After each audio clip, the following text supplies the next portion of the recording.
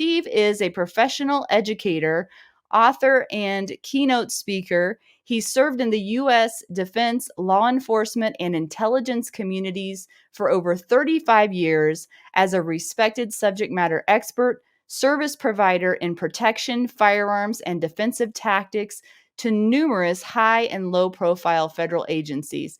This bio, you guys, it's a mouthful. Hang with me here.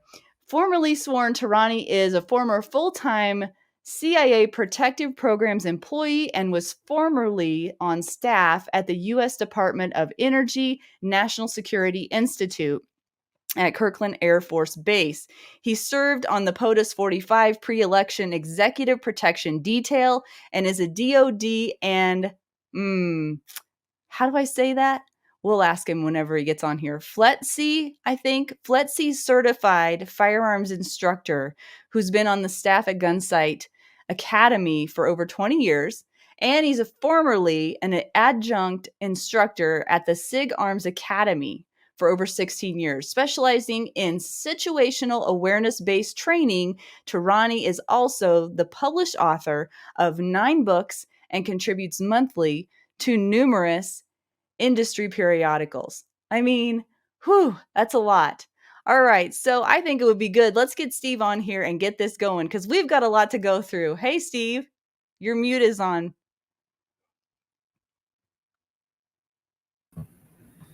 Hey, Laura. Welcome to the show. Thank you. Thank you for having me on. It's good to be here at Defenders Live.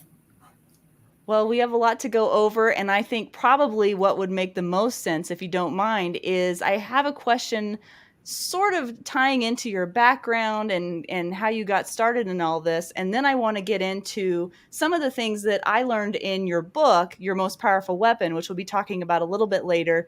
And then we'll see how far we get until we can get onto the other stuff. But so just to start out, I'm interested to know, that was a long list of credentials, right? And I'm interested to know what part of your background that I just highlighted do you feel was the most substantial to overall growth in becoming a protector or defender, or whatever you want to call that? Was it a combination of things, or was there any experience in any particular area that really hit home for you? Well, I have to attribute it to that time that Adam found me under a bridge with a cardboard sign that says, "We'll train for food." I love people with a sense of humor. No, you're right. It's a combination. I mean, it's accumulation of all your experiences and adventures in life, and the many people that you interact with and work with and train with, and on many different levels, all contribute to that.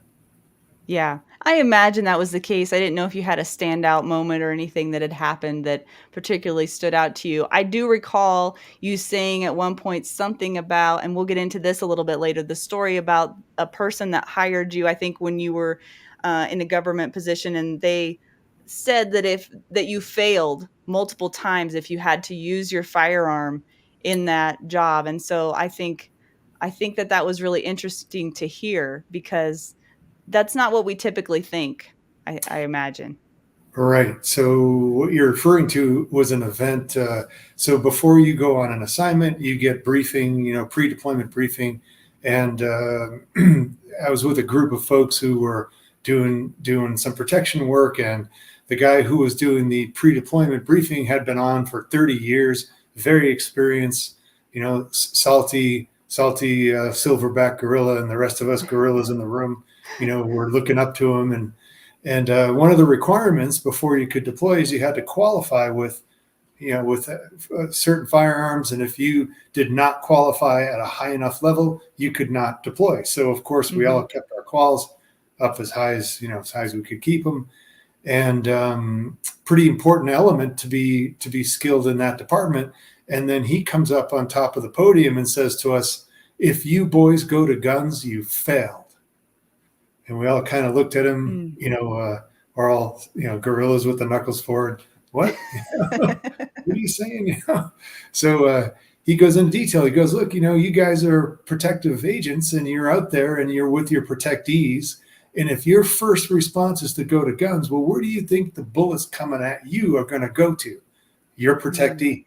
So if your first response is immediate, highest level of force, highest level of use of force, well, then, you started it essentially. So he says, I have an idea. He likened the firearms to the lifeboats on the Titanic.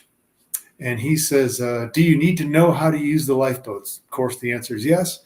He says, but I have an idea. How about look for an iceberg? We're all shaking our heads, yeah. And then if you see an iceberg, drive around it, So if you fail to look for an iceberg and you smash into an iceberg and you fail to drive around the iceberg, you failed multiple times. Then do you need to know how to use the lifeboats? The answer is yes.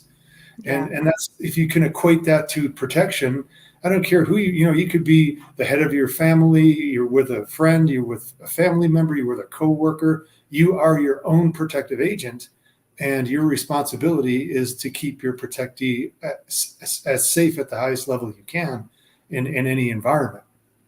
So if you immediately go to guns, which is not recommended, then you have failed miserably in your job.